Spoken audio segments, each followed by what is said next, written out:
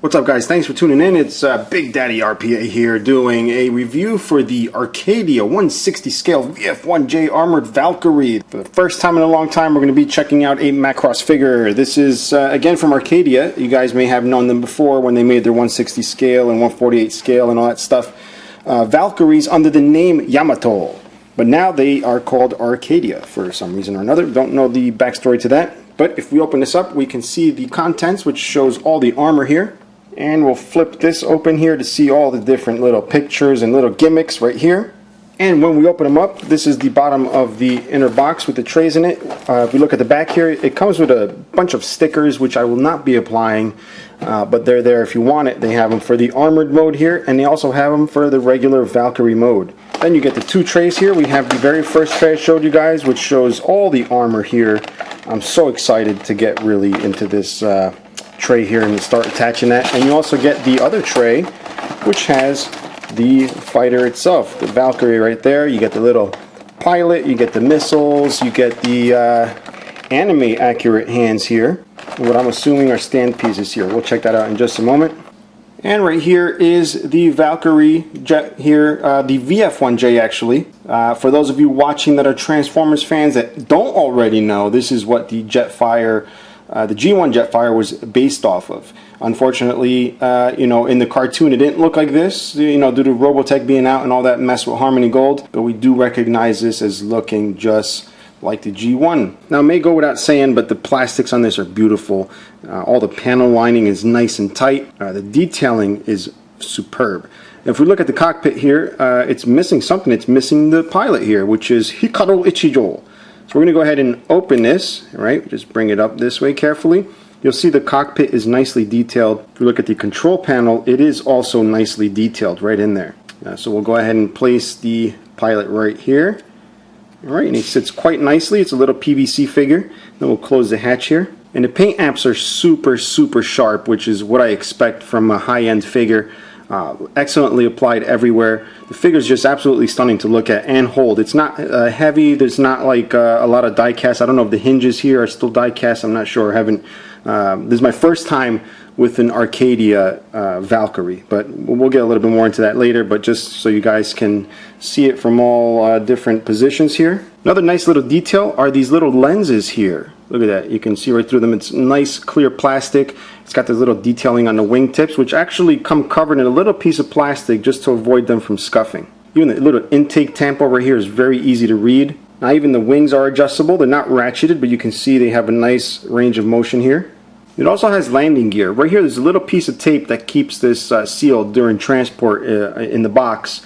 But you can also open up the ones in the back here. We'll do those first. The tolerances are so tight on this, but once you get the hang of it, it's kind of a little easier. But you see I'm still having a little bit of difficulty. Might even help to have a little X-Acto knife handy, but even the freaking blade doesn't really fit in here. And once you do have them open, it's kind of hard to get to the landing gear itself. The wheels are rubber, I believe, so you want to be careful if you do use an X-Acto knife. And they snap into place there. Then for the front, you just remove that little piece of tape here, like so. It's just a little piece of Scotch tape. And the fronts, I noticed, tend to be a little easier. They kind of just shake open here, which is probably why the tape is there in the first place. And you just open them up. And the doors are really teeny, so just be careful. And that snaps into place. And if you're wondering, the wheels do roll, the front and the rear. Now this is a little bit bigger than the G1 Jetfire, which I don't have here with me to compare, but I will put one of these next to it, and you'll see a wheel jack is actually probably a little more than half the size of this VF-1J. Now, as with most kids in the 80s, like me here in the US, our first experience with the Macross series was in the form of Robotech, and I remember just watching that before going to school and just seeing all the missiles come out. So of course you can not necessarily recreate all the missile shooting, but you can get all the weapons packs put on so you can just pretend. So it comes with 4 of these pods right here, and then 4 sets of missiles, which we're going to put on there. And it also comes with the UN Spacey gun here, which attaches right to the bottom. What we're going to do first is attach the gun here. If you look on the bottom, you see this little space there. There's little 2 nubs going on right there, and there's a little hole right here. So you want to bring these down, just separate them just a tad. Pop that right in there, right in between those little nubs I just told you about, and then just push the arms back down, and that'll hold it right there. And then these pods we're going to put on here. Now when you put these on, you don't just want to snap them on. You can, but you don't really want to do that. There's a little, it's very hard to see, but there's a little space in there that will allow you to put it on here like on an angle and allow you to twist it to hold it on. Alright, so that's what he looks like with the pods on. I think it looks really cool. It's a little difficult to see since I only have a black or white background, so both of them are going to be a little difficult for me to work with this figure, but you can kind of get the idea of what's going on here by looking at the bottom. The next thing we're going to do is attach these missiles. Now the missiles go on exactly the same way, you just bring them over and spin. Now although the pods are really nice, I do kind of like these better. They don't look as bulky. So what I'm going to do now is close these up, because what we're going to do next is actually get into Gerwalk mode.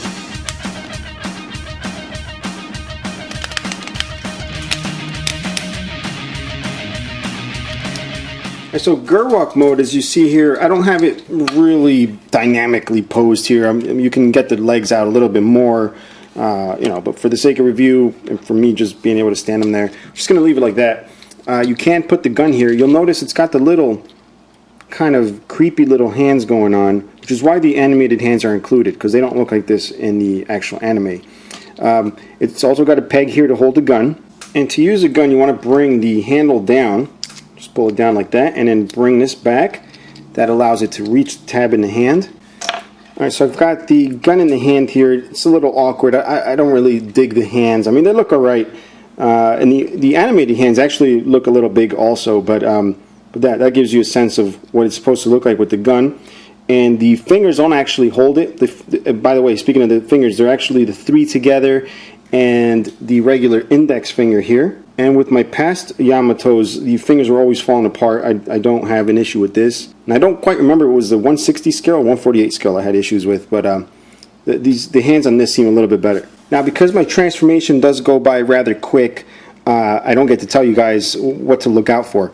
The original versions way back were very, very notorious for breaking their shoulders. They would get stressed out, these little pieces right here where the pins are. It's a long story. I'm sure you can find it online about the horribleness of these shoulders that were just always breaking. They seem to move rather freely on the pin. Hopefully I don't have any issues with this. This is my first Arcadia figure. And I've honestly not even looked at any Arcadia reviews since they switched over. So maybe somebody that knows about the upgrades done for this can leave some comments down below. Now while we're on the subject of the hands, we're just going to pop these off right here. They're just pegged on.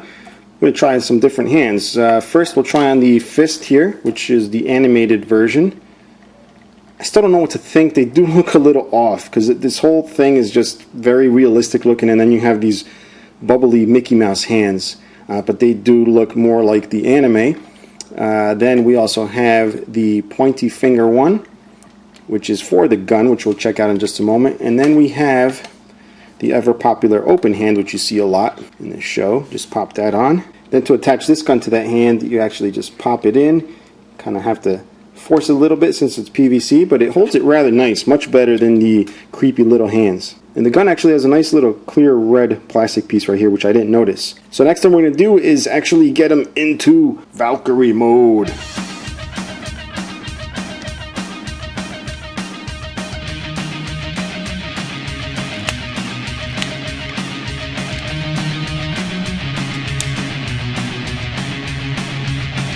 So now that we're in robot mode, we can check out some articulation. You have the neck here. He looks from right to left.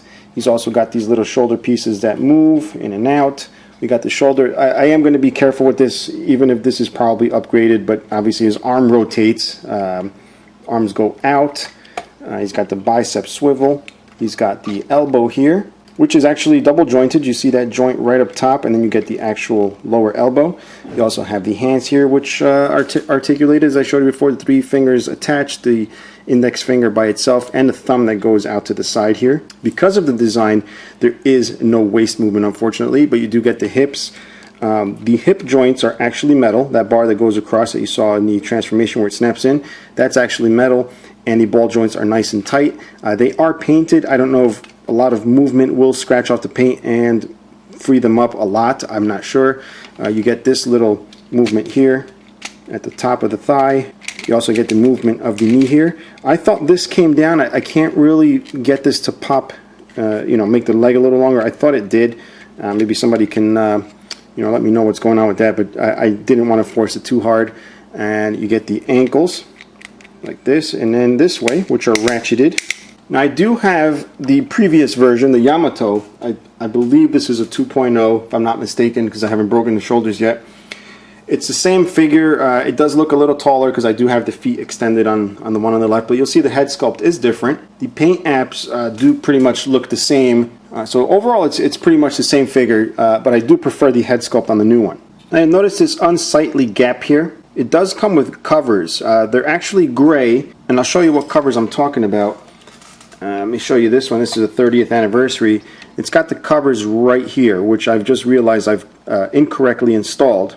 The 30th anniversary has white ones. This one comes with gray ones. I don't know if that was to keep these white ones exclusive to the 30th anniversary. They're a pain in the butt to put in, but once you got them in, they're alright.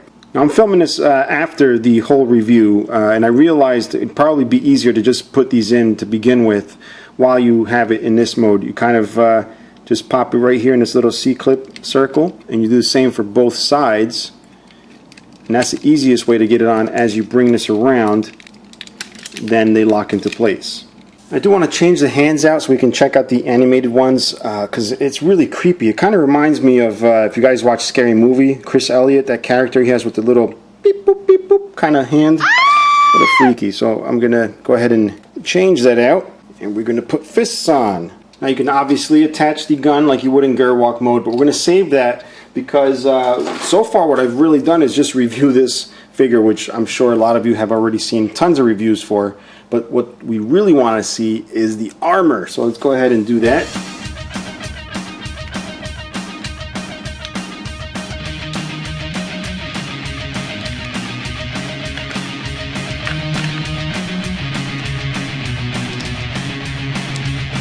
Now that we have everything attached, I've also attached the anime correct hands, which are the only ones you can attach in this mode with the full armor. And actually, after the armor, he is quite hefty, which concerns me a lot with the shoulders, because I still don't know if they've done the upgrades to the plastic. I really hope so, since they're under a new name. The armor does fit really nice. It doesn't really snap on really hard where you're going to have to yank something off like you would with the G1 in fear of breaking little tabs. Everything fits on. It's got a nice magnetic kind of like friction to it where you just slide it right on. It feels really nice. The figure feels like a proper die-cast figure, but it actually has no die-cast at all, aside from that rod that runs across the hips. And the finish is just absolutely beautiful. It's a nice satiny finish, but again, it makes the figure heavy. It's still rather solid.